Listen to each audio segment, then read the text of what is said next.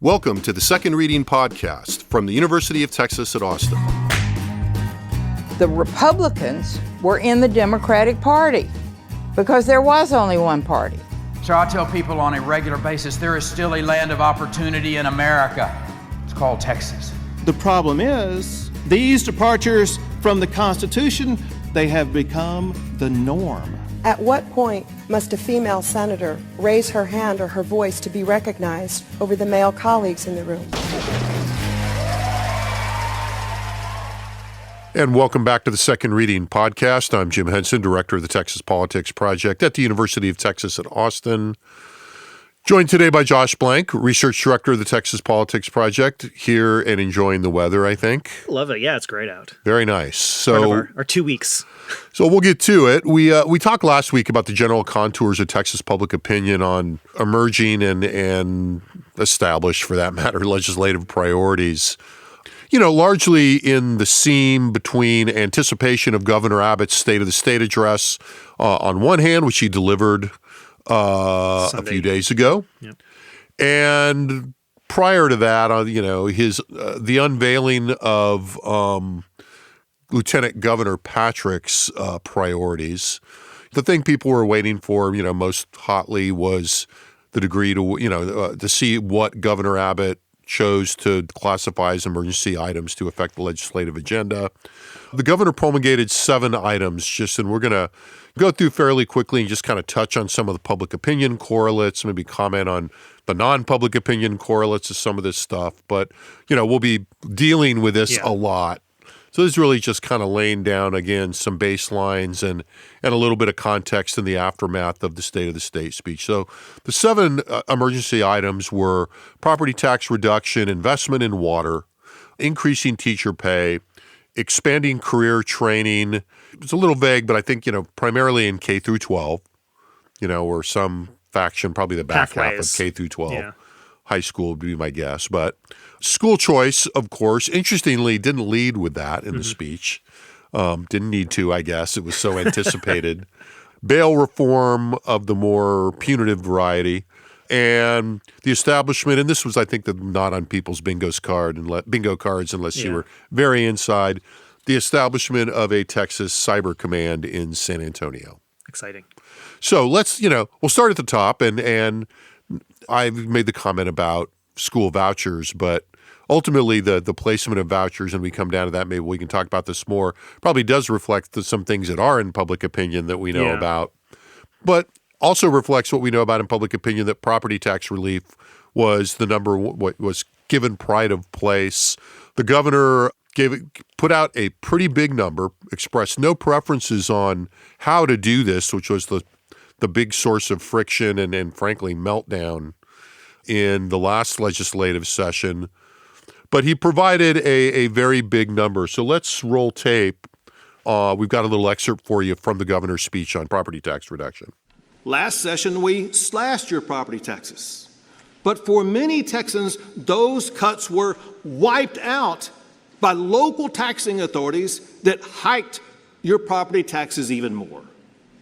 That must end this session.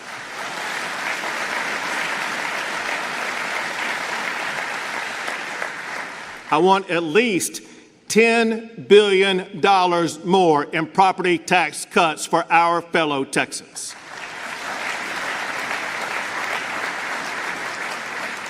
But here's the deal. That will only work if local authorities cannot use loopholes to jack up your property taxes like Harris County did. They increased your property taxes by more than 10% last year. Loopholes that increase your property taxes must be closed. No taxing entity should be able to raise your property taxes without a 2/3 approval of voters. No approval, no new taxes. Okay, so that's a little bit of a long excerpt, but I thought it covers a lot of ground. It ultimately saves us some time because it illustrates the big number, $10 billion, pretty good opening bid. Right. We know who the enemy is. And pivots to a familiar foil for these kinds of things, both rhetorically and policy-wise, and that is local government. And I think we also know from the polling data that, this is an issue that the state leadership, particularly the governor and the lieutenant governor, are focused on. They've acted on it pretty consistently for the last few sessions now. Right. We discussed this a few weeks ago. The lieutenant governor has basically said that if we use the mechanism which he prefers, then you just have to keep going back to the well every session. And it's just something they got to do every session is, they got to keep a tab on property taxes and do what they can to reduce them to keep up for the countervailing pressures. I don't think the lieutenant governor's going to have any problem getting after the locals. He hasn't in the past. But it was an interesting choice, as you were saying right away after the speech, for the governor to kind of pivot away from the fight over that delivery mechanism and the messy, boring details and towards a familiar target and another, a means of doing this, right? Yeah. I mean, I think, the point is that one, he's out there probably with the biggest, property tax cut proposal of anybody because it's not, I wouldn't say it's not realistic, but it's not tethered to reality in any sense because they don't have to figure out. It's a big lift. It's a big lift. But I think, look, what this reflects is something we've talked about for a long time, which is the reality of the fact that from a public opinion perspective, property taxes are tough. Yeah. And they're tough because, ultimately property values are not under the control of the Texas government. They're not under control of the local governments. They're not in control of anybody. And so if property values go up, right, generally property taxes go up. Now, I will say the governor is being more than a little bit misleading because the legislature has passed laws recently that limit the extent to which local governments can raise property tax revenue, not property tax, even just their total revenue. Right. It can't be more than 3.5% without a voter-approved election, which is why he wants to raise that threshold to 2/3. So even sort of the context of this is a little bit more complicated because what he's talking about is actually already in place. Voters already have to approve large, quote unquote, large increases. Places like Austin are actually heading towards a bit of a fiscal cliff right now in terms of, providing basic services. And in most cases, voters have approved these these sorts of efforts, whether they be through tax rate elections. I don't think there actually been many, but bond elections have generally passed until this last cycle, which I think he may be picking up on that. Now, in the polling data, it's really kind of very telling. I'll get through this really quick, which is if you look to the last legislative session, we look at August 2023, once they finally got to the end of that whole property tax fight, they had passed something. We'd seen a lot of dissatisfaction with the legislature in June when they were still fighting over property taxes, including among Republicans. But once they passed the bill, when we said, hey, do you expect property taxes that Texans pay to increase, decrease, stay the same?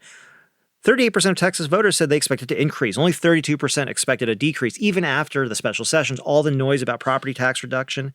Asked at the end of the year, in December of 2023, how confident they were that the legislature had done enough to reduce property taxes to make a difference to Texans. 29% of Texans said they were extremely or very confident. 38% said they were not very or not confident. Only 35% of Republicans were extremely or very confident. Only 15% extremely. Only 32% of conservatives. So ultimately, this is sort of one of these things we keep going back to, which is, first of all, there's a history of promising property tax cuts. The history then is met with the reality of, historically in Texas over the last couple of decades, increasing property values that wipe out often those cuts. But ultimately, the legislature has been trying to address this with this sort of push and pull. And again, we won't get into the constellation this has with school finance and all that stuff. We'll leave that aside. But ultimately, it's really challenging. Yeah. I mean, you need to have a pretty big number. Yeah. To implement a degree of relief that people will notice, right? Given this, the context that you were talking about, particularly rising real estate. And I think prices. it's important to point out here that the lack of confidence that people share about the legislature's ability to affect this has been bipartisan. It's among conservatives. Sure. So this is something where this is not Democratic sour grapes. This is also responding to the majority of the electorate. Well, I think that's the other shoe dropping of picking an issue that plays well broadly, but especially with your constituents, but a hard issue that is difficult to solve. So let's move on to water. Okay. So, second thing was water. Again, Governor Abbott less specific, again, in calling for investment in water infrastructure, but did hit it pretty hard. And again, also signaled, a willingness to spend. And we're not going to do excerpts for everything, but we have an excerpt on water infrastructure too. So let's roll that tape. Last session, we invested $1 billion in water projects and infrastructure. This session, we need to Texas size that investment.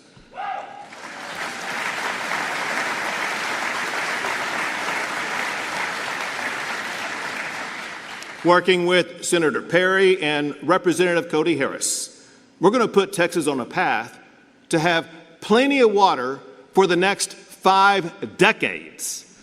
We will make the largest investment in water in the history of the state of Texas. We will tap into new water supplies. We will repair pipes to save billions of gallons of water every year. This generational investment in water is so important, I'm declaring it an emergency item this session. Okay, so interesting. Why don't we just jump? So, water is an interesting issue. Moves the needle somewhat on public opinion in terms of salience, willingness to spend. Yeah. But, a perennial, infrastructure issue. Yeah, I mean, right, in which doesn't make the blood pulse, the blood boil on anybody's part, other than maybe Senator Perry. But if you ask people about it, they see it, but they don't. It doesn't come up in the open-endeds a lot, for example. Right, because the thing about water is it's fine until it's not working. Yeah. And so, and the issue in Texas is that it's not been working for a lot of people too often over the last few years.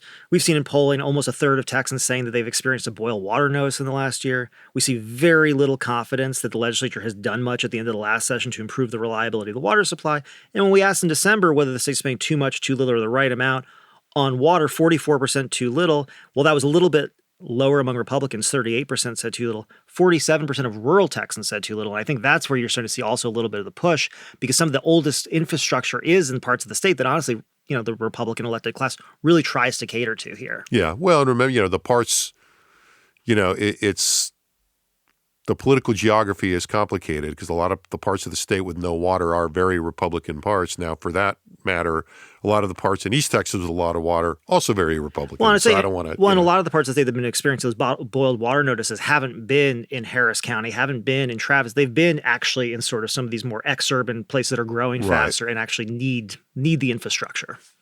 So, I can't leave that issue, although I want to move it without noting that, where he did get specific on that sounded a little to me like the argument for the big federal infrastructure bill made a few years ago by Joe Biden. I'm not advised. Just kind of noticing that. And it also does make me wonder how much of that spending is also going to be amplified by, the downstream spending in that infrastructure bill, because the water stuff, the funding for water projects, as I recall in that bill, was spaced out, and whether that money will still be there. Open question. Given what's going on nationally. Okay, third gets us into, the education realm, the next couple. So, I think not super surprisingly, given the politics and that he's done, not the first time, teacher pay was also on the list, slam dunk public opinion wise, right? Yeah, I mean, it's sort of like, for the most part. Yeah, I mean, regardless of what the messaging is around this in terms of the amount of money that Texas puts into public education, and we're not going to contextualize that right now. I'm sure we'll have time to talk about that in a later podcast. When we asked, Texas voters whether or not the state is spending too much or too little on public education, the plurality, almost a majority, 49% in December of last year said too little. This also included a plurality of Republican voters, 37% who said that we were spending too little. When we ask about the importance of different public education priorities, teacher pay or teacher retention is usually very high. 78% of voters in August of 2024 said it was extremely or very important for the legislature to address teacher pay or teacher retention. That included 90% of Democrats, but also 66% of Republicans. And when we actually ask, what should be the top sort of public education priority, and the last time we did this was in August of last year, teacher pay and retention only came in after school safety and curriculum content. Right. And so it is a perennial issue. And I think, what people don't, I think what people outside the education space don't understand is something that parents do is that the beginning of the school year starts and all of a sudden it's like, do we have enough teachers in these classes? And you start looking around the state to see where they're looking for teachers, where they have shortages, where they're combining classes, moving people around. And parents notice that, and parents tend to vote. So. And in the sheer politics of this, of course, pairing increasing pay for teachers with school choice is kind of a key component of, smoothing the rough edges of the appearance of the voucher school choice ESA program. This came up very explicitly yesterday in the debate on the Senate floor. We sort of skipped over this in the beginning. I was going to mention something about it. And of course, we should mention in relationship to this, and when we get to school vouchers, the Senate passed the school voucher bill on the floor yesterday. So their version of this is set.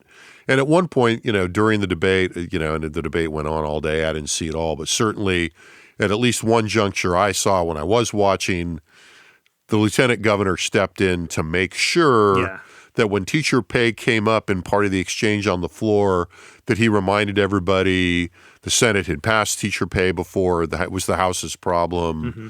We value teachers, et cetera, et cetera. I think he literally said, don't blame us. Right. So it's very much, in the mix on that. Now, the next emergency item that the governor declared, a sleeper in the public salience sense. Yeah, right? in a way, yeah.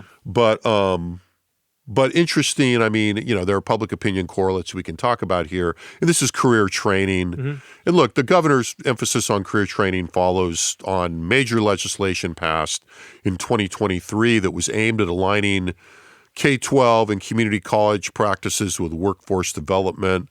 And, decently funded, paired with a bill that, also created targets for community colleges, et cetera. There's a lot of moving parts in here we won't get into policy-wise. But, I think it's worth noting, this bill got a lot of national attention. It was one of those, it was a real workhorse, kind of meat and potatoes, but with some interesting undertones in terms of, the state making moves to try to align siloed agencies that, on this line should be cooperating, TEA, the Higher Education Coordinating Board, and the Workforce Development Commission. Yeah. And for those of you already falling asleep, but it's interesting that they are continuing to push this. And I think there are other kind of elements there having to do with attitudes towards higher ed that are at play I think that's here. Right. But also, I think in a policy-wise, and I've been kind of harping on this a little bit, and harped on it with some of the lawmakers when I had the opportunity, and didn't get pushed back as hard as I thought, that, this is part of an emerging approach to, a focused economic development strategy in the state that borders on industrial policy when it comes to some of the targets in healthcare, in technology, and a couple other areas that are embedded in all this legislation. So there are, I guess that's a way of saying this seems like kind of a sleepy thing. There are a lot of stakeholders and a lot of powerful stakeholders in the state and around the country that are watching this. And it's an area where Texas has actually gotten a bit of, some bipartisan plaudits in terms of being very purposeful and kind of forward-looking in this kind of activity. Yeah, I like the way you said that because I think that's right. We know that people are concerned about the costs of higher education. We know that there are a lot growing negative attitudes towards higher education institutions broadly, public education institutions. We also know that there are a lot of Texans who feel like they need more career training or who don't feel like they're in a career. And I think what we also know about the public school population in the state at this point is that the reality is that it's not all going to college. If we look at kind of the tracks that we've seen, across socioeconomic statuses over time, there need to be more pathways for this state to kind of keep churning. Yeah. And I think the way you said that is right. Is industrial policy. And the thing I'll add that I didn't add before is like the property tax thing also touches on people's concern over housing costs. Yeah. And so to the extent that people are concerned about housing costs, education, healthcare, this is very much sort of how is Texas going to address these things? Big, large urban state, big, diverse state, a lot of need, still small government, conservative. Yeah, I think it, from a more, 30,000 foot perspective, you could walk away from the governor's speech, and, we've talked about this before, and this is why in some ways it's good to be governor. The governor doesn't have to stand up there and just provide red meat. Right. There's got to be some red meat in the meal. No vegetarians here. But you can, once you have a little red meat in there, the governor has, this, and to be fair to him, for all the, ideological and political things that Greg Abbott has done that look purely driven by some of those or largely driven by that, there has been a sustained attention to economic development and a more macro view of what's going on in the state. Yeah. And that has affected some of the agenda items in the legislature over the last couple of sessions. So, okay, then after we look at the career training and the teacher pay, we do get to the red meat and the issue du jour, if you will, in the Republican Party, at least in elite circles, I would argue, is school choice gets declared an emergency item. No big surprises here. Widely assumed that after Abbott actively, threw down the gauntlet and did his best to punish Republican House members who voted against school choice last time in the 2024 primary and, had a pretty good success rate, school choice would be designated an emergency item, delivers as such, and, no disappointment in these expectations. We've talked a lot about this. We kind of know, where things are. On one hand, if you ask about this, particularly in a question that doesn't mention how you're paying for it at all or makes no reference to it, majority support for ESAs, overwhelming support among Republicans.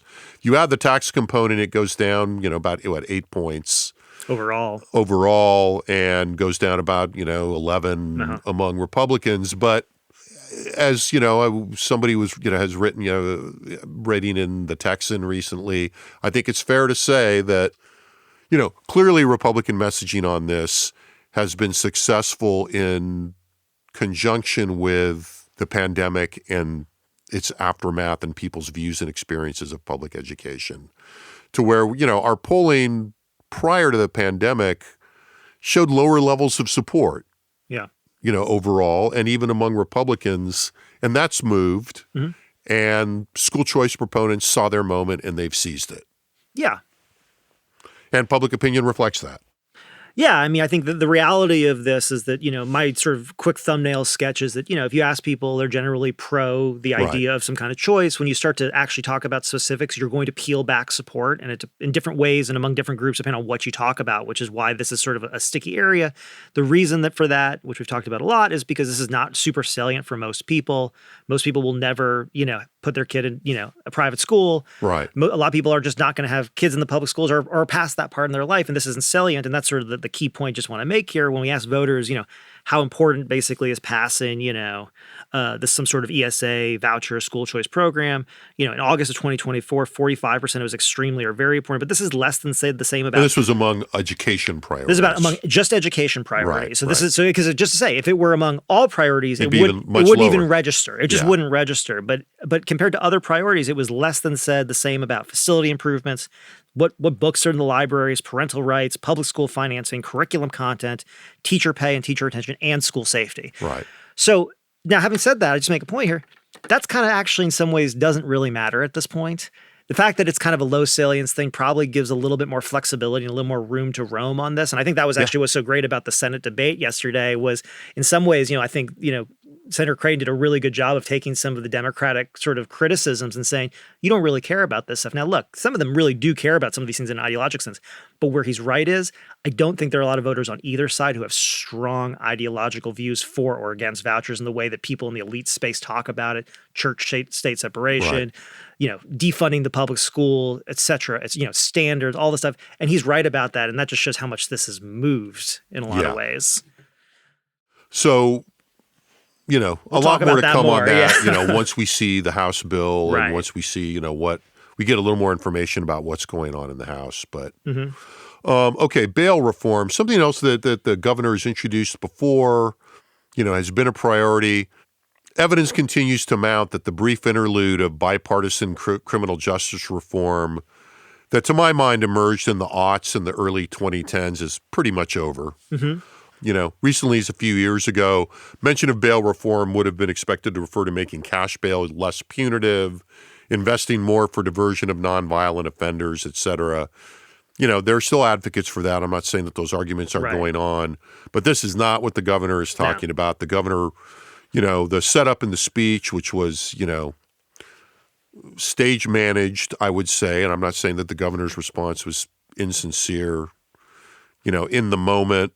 But, they had the widow of a Harris County law enforcement officer who had been murdered by some criminals that had been let out on bail from a prior murder charge, et cetera. So they're looking for stronger limits on parole and bail. Yeah, I think this is where studying public opinion is really useful because we know from, prior questions that, a majority of Texas voters said they support preventing people accused of a nonviolent crime from being sort of basically kept in jail because they can't afford bail. So that version of bail reform still exists. It's still out there. But I'll just say right now, we don't have this. We probably will at some point. But if you were to poll and say, hey, should we prohibit judges from letting people accused of violent crimes out on bail? I'm going to tell you, I think I know that a majority of people would say, yeah, we shouldn't do that. Now, that just sets aside all the complexities that have sort of been— the ethical and constitutional questions at play. Yeah, the ethical and constitutional questions at play, the reality of the way those laws have been applied that were discussed kind of in the lead up and during a lot of this bail reform discussion. It sets all that aside. But honestly, for most people who, are not going to be accused of a violent crime in their life, it sort of just makes sense not to let those people out. Right. So it's a winner. I mean, yeah, I think so. And, and look, with the lag, the law and order concerns about crime, which, I think the lag is beginning to kick in. I feel like I'm hearing a little bit less drumbeat on general crime than we were a year ago because the crime rates are in fact going down in most places. Well, and because the occupant in the White House has shifted and I agree with you. There's the reality, but the politics of this has shifted dramatically. Yeah, now. We're no longer living in the hellhole that we were. I mean, and look, and the thing is, not my words. It doesn't matter, but I mean, the Trump point could actually go both ways because, Donald Trump likes to talk about disorder and criminality and whether the empirical reference are there or not. Right. Okay, then finally the item, the emergency item least likely to be on your bingo card or drinking game, the establishment of a Texas Cyber Command. Lots of both practical political economy reasons. Yeah. This makes sense. I mean, I still think it's interesting that it was an emergency item rather than just a legislative priority, but it does, in a time of, probably some degree of anxiety about tech companies and also security breaches and concerns about Chinese, Iranian, Russian cybersecurity threats. There's a lot to speak to this in the environment. And also just, the political economy of putting one of these, establishing this in San Antonio. There's a lot of the factors of production that make this, a reasonable thing to do are there in San Antonio, from the military bases to a cybersecurity kind of private sector, public-private sector overlap. All of that very much in play. And, look, it's also something of an economic development. Hey, we're paying attention to you, to, the northern end of South Texas. Right. So, all of that kind of makes sense to me. We don't have a lot of polling on any cybersecurity initiatives that I can recall. Yeah, I mean, I think, one of the things that has sort of been interesting in the last, few weeks or months or whatever is, sort of the extent to which Texas's governments, and I sort of mean county governments, local government, state government, have demonstrated themselves susceptible to hacks. And I think, Texas is one of those things. Texas really plays— There you go again, picking on local governments, Josh. Well, I said all of them, But the thing is, Texas really places itself kind of at the forefront of protecting the privacy and the data of its citizens. And to the extent that data is, being let out, all over the place, I think there's sort of there's just a critical infrastructure aspect to this. And it kind of, speaks to water, it speaks to housing. When the Republicans have been in charge of state government for over 2 decades, there's nowhere to point the finger. So if China, gets into our electric grid or our water supply, or, another one of the big counties, gives out all of its payment information or something accidentally, it's like, who do you blame? And at a certain point, it's kind of like, you kind of need to step up. But I think to your point also, Texas is one of the few states that's really uniquely, and especially central Texas actually, is really uniquely set up to establish something like this that could actually have, national, ramifications for other states because of the military bases, because of sort of the tech center that Austin is. We do actually have the talent here. Yeah. And that talent, I should say, is like very, very limited. And when you look into it, there's also, I think, there's a real, the kind of military presence in San Antonio overall. Yeah. You can't really underestimate how much that seeps into all kinds of different directions. Yeah. In the sense of, when you sort of read the response to this and was kind of reading around a little bit, there's probably a lot of, retired military people that have now gone and gotten involved in these cybersecurity companies. So there's kind of what a long time ago they probably didn't use this term, what used to be called agglomeration, right? Which is the development of economic specialties due to the presence of various factors of production. That's kind of really going on here. Yeah. I think in San Antonio. So a couple of quick overall, anything you want to kind of flag that as you walked away from the speech going, oh, well, there's, and there may not be. I mean, there were not a lot of big surprises here. Yeah, I mean, I would say from a public opinion standpoint, and I mean, this is not surprising, but it was interesting. I mean, the extent to which, DEI sort of popped up over and over again throughout the speech and in various different domains. I mean, not surprising given the without being itself an item. Right. And I think that was pretty interesting. I mean, I think it's not surprising given the extent to which, obviously the president has been highlighting, sort of anti-DEI positions, throughout the government. But at the same time, and we know from our polling, not too long ago that DEI used to be sort of a fringe concept and people were pretty unfamiliar with it. I doubt that's the case anymore, but it's going to be interesting. I mean, it's interesting to see how much, I guess, what the legs of that kind of movement look like, because it really has become this amorphous thing. And, that's both, useful. It can be useful, but it can also, create exposure. And I'm just curious to see how that plays out.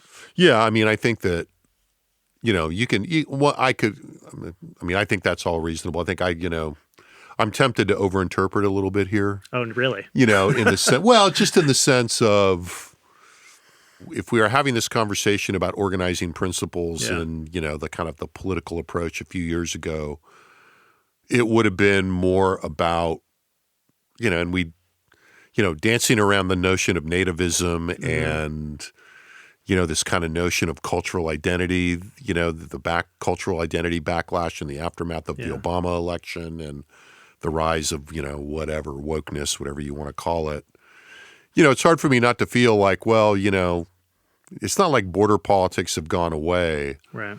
But the chaos at the border, the threat of being overrun and all this is a little harder to play right now when the flow of immigrants and migrants has last year, as long ago as, early last year, was already slowing to a trickle. Yeah. But it's the same kind of, the underlying cultural politics are very similar to your point. So I would also add before we go that in terms of state politics, this is a pretty assertive, confident, agenda-setting Greg Abbott. Now, that's his job in this speech. Mm-hmm.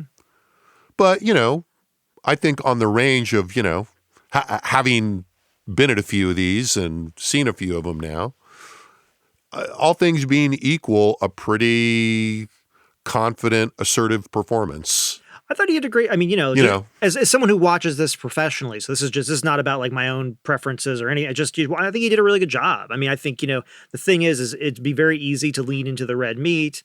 It'd be very easy to sort of go on offense in various ways. And I think, he was able to dangle red meat, but also I think do it in a way that says, look, I'm trying to address things, trying to address housing, trying to address water, worried about, again, the security of the state, right? And then a big education bucket. And so it's like, you can't look at that speech and say, even whether you agree or disagree with his approach to these questions, you can't say, and we can look at our own polling, that he's not speaking to the concerns that Texans have imagined. That was sort of my overarching thing watching the speech. I think I said this to my wife while watching. I said, like, he's dancing all over our polling. Now, our polling ideally is influenced by what people tell us is important. Yeah.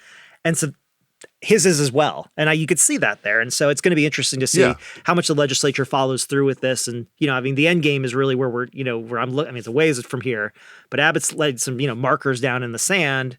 And the question is, can the legislature get close enough to them for him to be okay with it or not? And we'll see. And I don't want to, trigger too much grousing or, not be too willfully ignorant or, ignore context. I mean, this is the moment when, when we teach intro classes or we talk to people, trying to talk to people, orient them towards the rhythm of the session. I mean, this is a moment where the governor has a lot of public influence over the process and a lot of attention on him.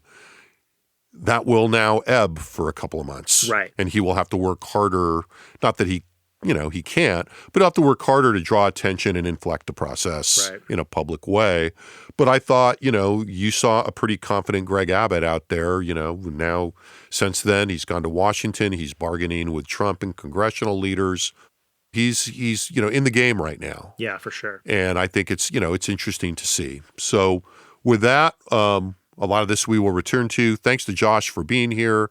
Thanks to our excellent audio production team in the Dev Studio, the College of Liberal Arts here at UT Austin, for helping us out week in and week out, and today helping us with those sound clips. As always, you can find the polling results we discussed and much more at texaspolitics.utexas.edu. And if you haven't been to the website in a while, I would urge you to drop by. We did a refresh, kind of gussied up and remodeled the place a little bit. And a lot of the things that you might be interested in if you listen to this podcast, I think are now easier to find and get to from the front page of the website. A lot more to just bring in at first visit. Stickier, we hope. So have a look at that at texaspolitics.utexas.edu. And of course, thank you for listening, and we'll be back again soon with another Second Reading podcast. The Second Reading podcast is a production of the Texas Politics Project at the University of Texas at Austin.